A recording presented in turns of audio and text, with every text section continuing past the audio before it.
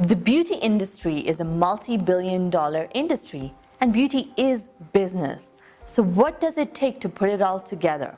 Come, crossover with me, Harleen Jabbal. Our guest today is a shining example of trying to make a change in the Kenyan beauty industry. Her passion and her detail to making it possible with the smallest things that need a lot of care. Skin, of course. Let's meet Jasneel Dhanjal, the Managing Director of Divine.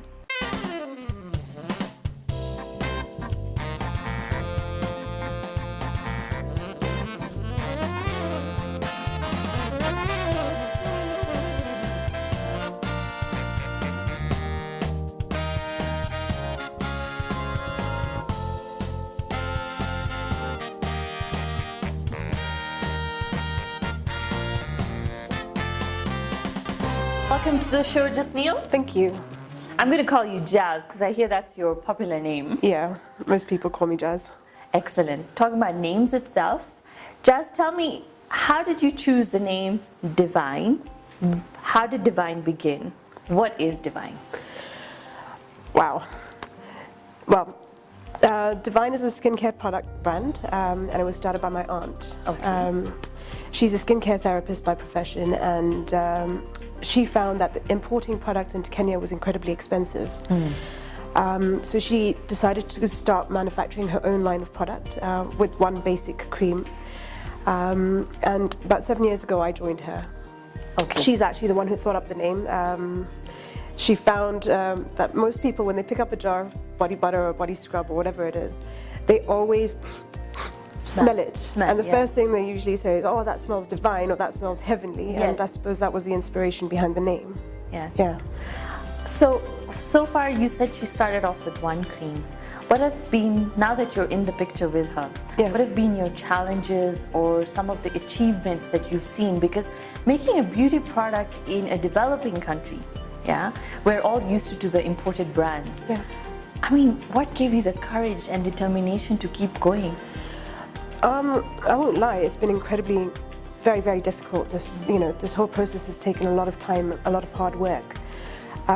It's been difficult to penetrate the local market because, like you said, a lot of people like or recognize international brands. They're familiar. They're familiar with international brands, but more so, they trust international brands. They think they are of superior quality. Yes. So actually changing that mindset has been very, very difficult because you can make a product that is of a high quality in Kenya. And I suppose that again comes with its own challenges because you have to import all the active ingredients. So your ingredients are imported. Are you using something from here? How are you putting it together? We're importing a lot of our raw materials, but we try to source what we can locally. Okay. The product range that was available here previously was quite limited. So we'd have to import a lot of our raw materials from South Africa, from the UK, or from certain parts of Europe. But now you have a lot more specialized ingredients that are now being imported here. Okay. Here in Kenya. And do you have your own little lab, and do you have your own checks and balances to make sure everything is Yes, in order? we do. We now have our own manufacturing facility based in Lavington. Okay. And we are setting up an ERP as well to try and run the whole, business. Okay. Yeah. So tell me something closer to home. What are some of your favorite products from your range and why? I love the pink grapefruit range, to be honest. Why? I just love the smell. Okay. It's got the citrusy smell that I sort of like. It's not, I don't like very floral fragrances. Okay. Yeah. So what's, according to your experience so far, how does a lady choose her products? To be honest, it's very... Smell is there, you mentioned. Yes, smell is definitely a big factor. But then, because we're manufacturing such a large range of product, we have a skincare line, a body care line, and a spa line. Within the skincare line, it's tailored to a person's skin concern. So it depends on what their skin type is. If they have acne-prone skin or pigmentation issues, then they will pick a product based on that skin type. And when it comes to your spa line, are you already distributing it to various spas within Nairobi or Kenya? Yes.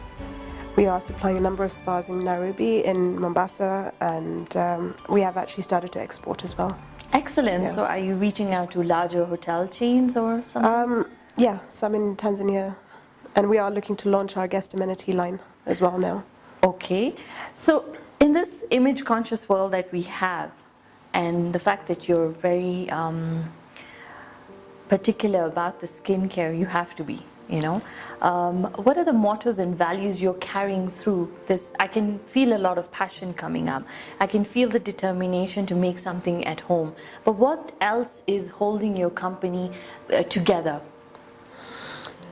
Well, I think we have an amazing team behind us. Okay.